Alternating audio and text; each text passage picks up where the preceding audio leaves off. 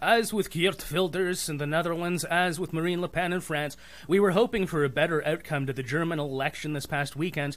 But I gotta tell you guys, it is ein großer Schritt vor, a big step forward for Alternative für Deutschland. And I just want to talk a little bit about what it means, what gains they have made, and a little bit of politics, internal party politics for Alternative für Deutschland, some new news that is breaking. For a lot of you, you associate this face with Alternative für Deutschland. That is, of course, Frauke Petry. Well, she just dropped a bomb. She doesn't want to be part of it. I'll get to that in a second, what little I know, because this is very much breaking news. And, of course, you know, with my broken German, or my not quite fluent German, it's hard to use just merely German sources, but I'll give you what I know, which is probably a lot more than the average English speaker knows right now about Frauke Petry saying, "Ja, tschüss, see you later." But first of all, let us talk about the great Schritt vor, a great step forward that Alternative für Deutschland has made. A lot of people are not aware, but since about 1947, the party which Merkel is the head of, the CDU, the so-called conservative Christian middle-right party, which is, okay, whatever. But since about 1947, they've really had it locked down. They've really been the biggest party in German politics for quite some time now. So something that you have to sort of remind yourself of is that today there are indeed many lefty, cultural, Marxist Deutsche folk who are crying because, wow, lo and behold, AfD is now the third biggest party in the Bundestag, and the Bundestag is, of course, the German parliament. The state which they had the biggest win in was Saxony, which, of course, is a place that I spent some time in when I was living in Germany, and it's, it's fun. I'm going to, play a little bit of devil's advocate here. Not really, but, I'm not the person that is just going to outright say that Alternative für Deutschland is just a political panacea or something. It is just the greatest thing ever, and maybe 4 years from now they'll finally win, and that's the end. It'll be awesome. And I don't have a utopian view of the right, even here in Canada, even in America. There's problems, there's things that need to be worked out. And when I think about the fact that AfD had the biggest win in Saxony, and I remember being in Saxony, it's that's not a place where yours truly, a not white person, would really choose to live. Okay, so it's not a big surprise to me that, if you catch my drift, they are quite nationalistic. They are almost as much Eastern European as they are German in Saxony. And if you're familiar with what's going on in Hungary and Poland, which I condone, yet at the same time, again, I would not want to actually go and try to live in Poland and Hungary, because I don't think I'd really be welcome there. Okay, I think that's self-verständlich. Anyways, obvious, right? So it is a big step forward for AfD and for the right in general in Deutschland. And now something that really gets on my tits, that I'm sure bothers a lot of you, is the way that the mainstream media just de facto, as if it's a fact, refers to AfD as if it is the right-wing party, the extreme right, or the far right AfD. And the funny thing is, when you watch the interviews, I'll link to this interview with CNN in the description below. Sadly, I cannot play it for you because the way my computer is, and we're headed for a heat wave today. That's why I'm filming this video. It's, 6 a.m. in the morning. But I'll link to this interview with CNN, and it's what you would expect. It's what you expect from interviews with anybody in the Republican Party in America, what you would expect from an interview with CBC with anybody in the Conservative Party in Canada. The CNN host is trying to, shit on this guy. She's trying to foul him up. She's using her doublethink and everything. So this Georg Pazderski is, he really lays out a lot of what the platform is, and the point of AfD is that to all of us center-right or centrists and classical liberals, and all of us who are highly skeptical or more than skeptical of Islam and just open borders policy, and we know that it comes from the globalists and all that. You listen to this guy speak, and it's yes, he gets it, and he's not a fucking Nazi. That is for damn sure. And it is truly a stretch. You're truly reaching to try to characterize this guy in AfD. He's the representative from Berlin, by the way. To try to characterize them as far right, it doesn't make any sense to us. It's silly, right? But to CNN, it makes sense. The fucking hyper-leftist mainstream media, it makes sense to call them extreme right. And then you get people that are they just take that next step and go ahead and call them Nazis. Tatsächliche Nazi. No, they're not fucking tatsächliche Nazis. They're not actual Nazis. Not by a goddamn long shot. So I'll link to this interview in the description below, but just, ward yourself or prepare yourself to cringe when you see how the interviewer interacts with him, trying to make it sound like he's an Islamophobe, which he really isn't. He's talking about, I wish he had come out and said this, but an underlying current of a lot of what he says, and that I think is a big part of how AfD feels and all the people who voted for AfD, extremists notwithstanding, and probably a lot of them are in Saxony, but is that it would be nice to see a reformation in Islam. The Germans know all about this. If you understand anything about the history of Christianity, you know where the Reformation started, you know where Protestantism started, right? It would be nice to see Islam go through a reformation such that their values and ideals and their goals become more compatible with Western ideas. He didn't come out and say this, but it is very much an underlying current to what he does say, and it'll speak to you. It'll speak just like it spoke to me, and it's like, the AfD is not fucking Nazis. Clearly not.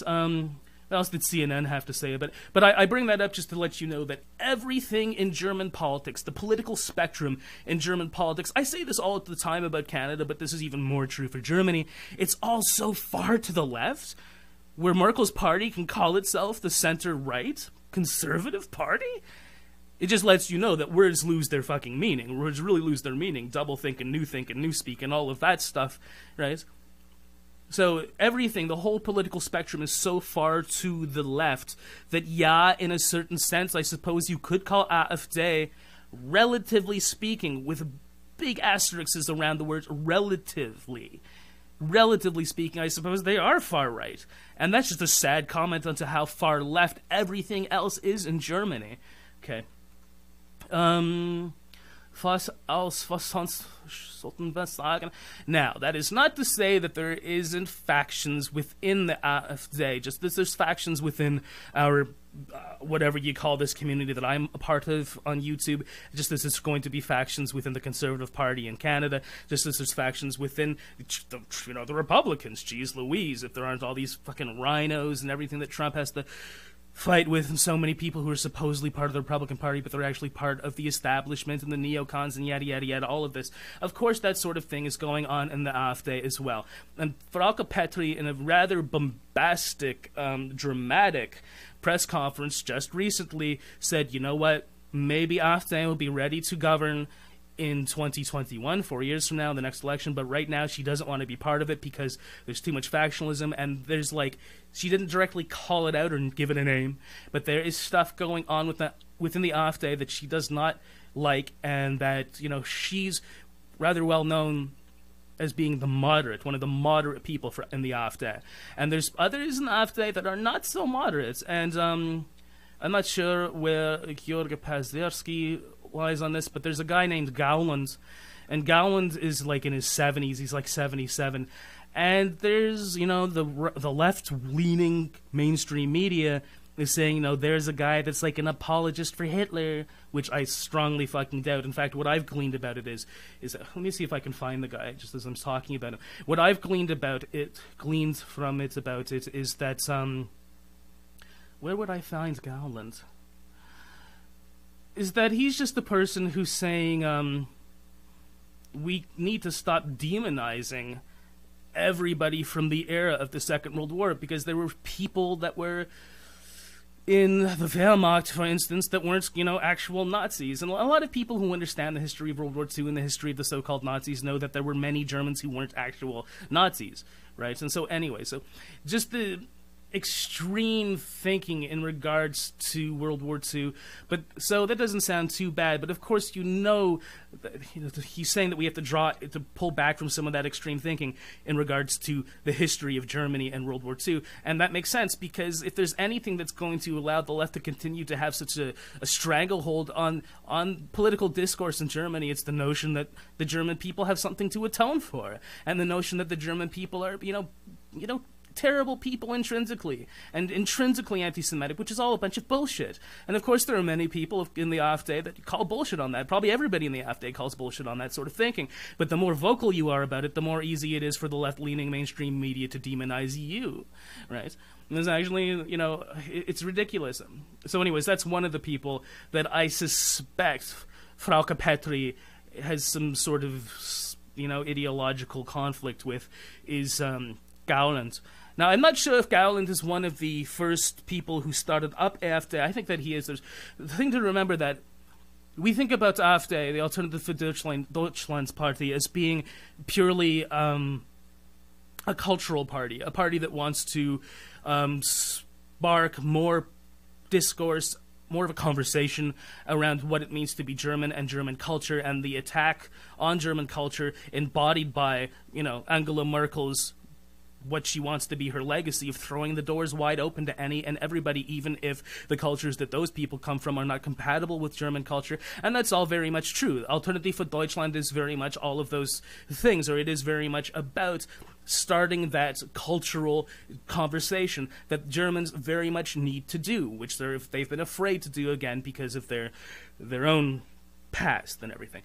But apparently there's some other people as well, and Alternative für Deutschland in the party that are maybe even a little bit more bellicose, or more, maybe they say things even a little bit more strongly. And anyway, so Frauke Petry's not cool with it, and she stormed out in the middle of a press conference. She's like, yeah, choose, that's it, I'm done. I don't want to. She's not going to be sitting in parliament as AfD. Maybe she'll be in parliament in the Bundestag, but not as AfD. Maybe she'll be an independent, which is, this is big news. This is big news.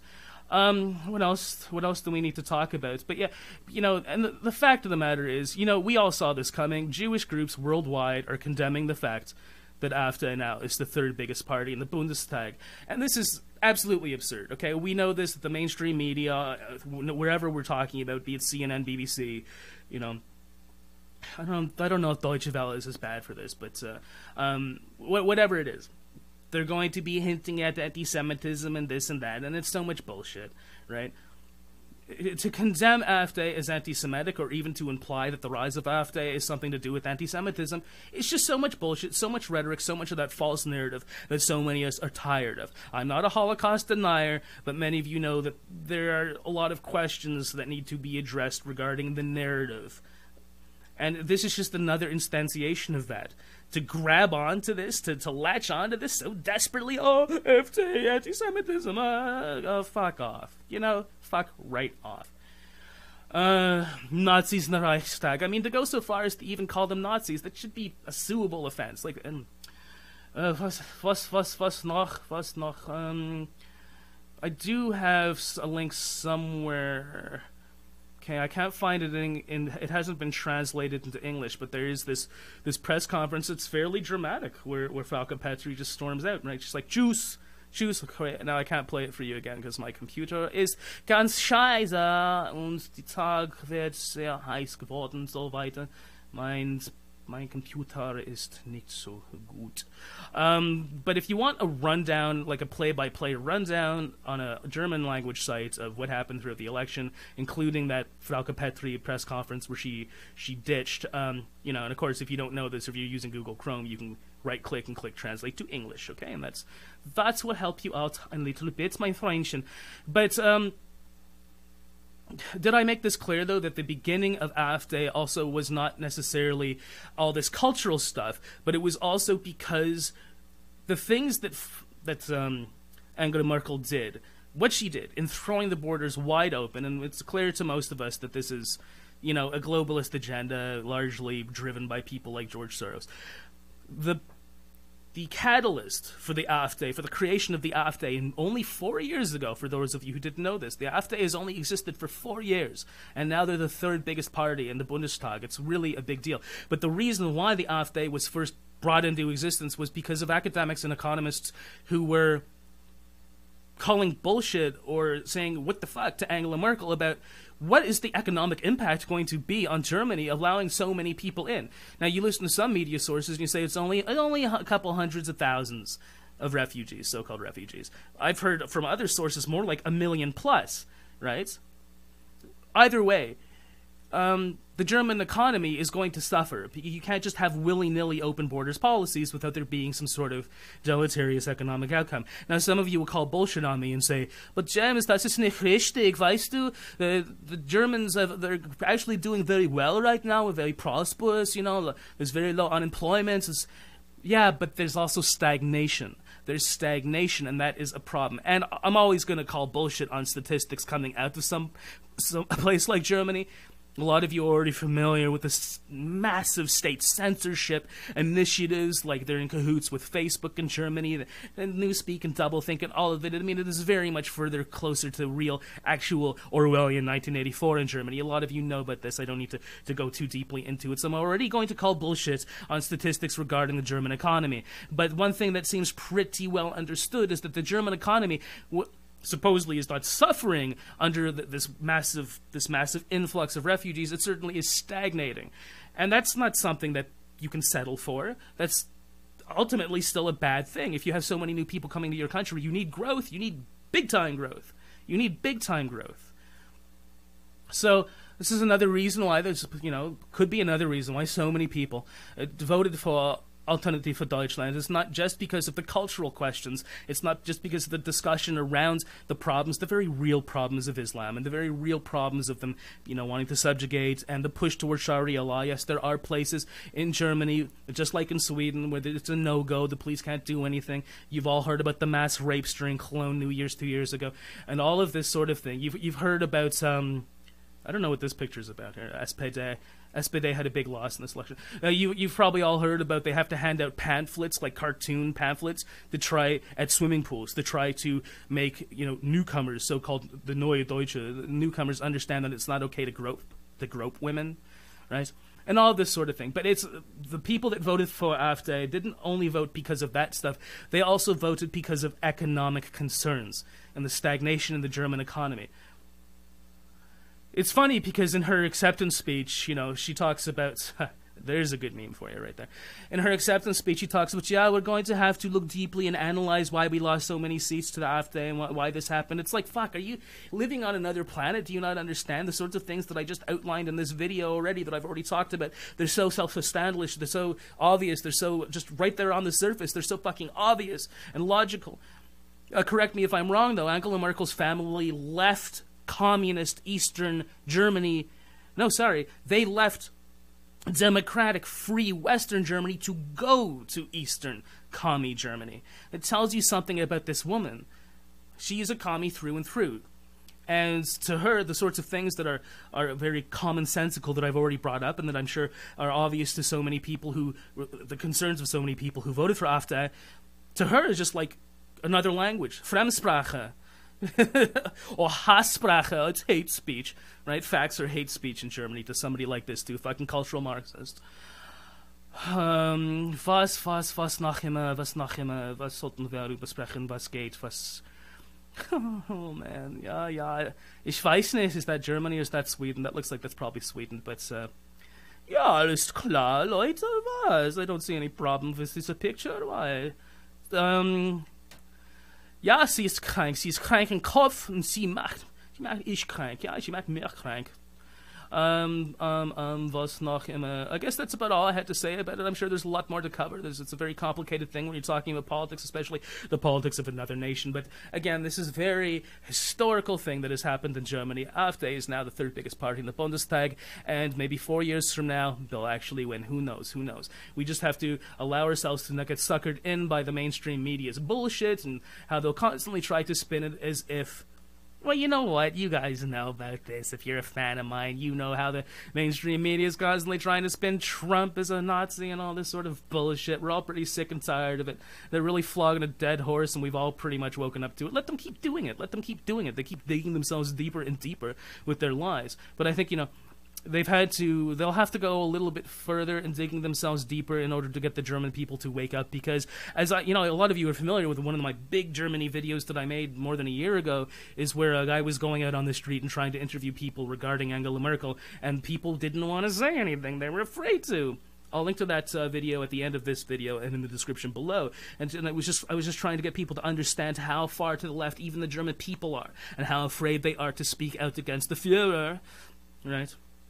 So there's a long way for the German people to go. So even though it's a little bit depressing that AfD didn't win, and it's a little bit depressing that fucking Merkel is still a Chancellor for Deutschland, nonetheless, this is a big step forward, ein großer Schritt vor für die deutsche Volk. And vielleicht, maybe 4 years from now, they'll take it all the way, okay? Let's hope, folks. Ja, das ist ein Mutti da, Liebchen. Ja, okay. Really good talking to you, friends. I would really appreciate any kind of support via my Patreon. Oh boy, it's getting hot in here. Oh jeez. Yeah, I'm a little bit desperate and everything. Financial support is very, very, very, very much appreciated. And thank you so much to the people who already give me a little bit of a little ambition Geld durch die Patreon. Das ist sehr nett. Thank you so much to my existing patrons. Please check out my social media links in the description below. Please comment and like and share and subscribe if you like this video. If you like the information that I presented to you, I hope it was useful. We'll talk to you again real soon. Have a wonderful week. Bye-bye.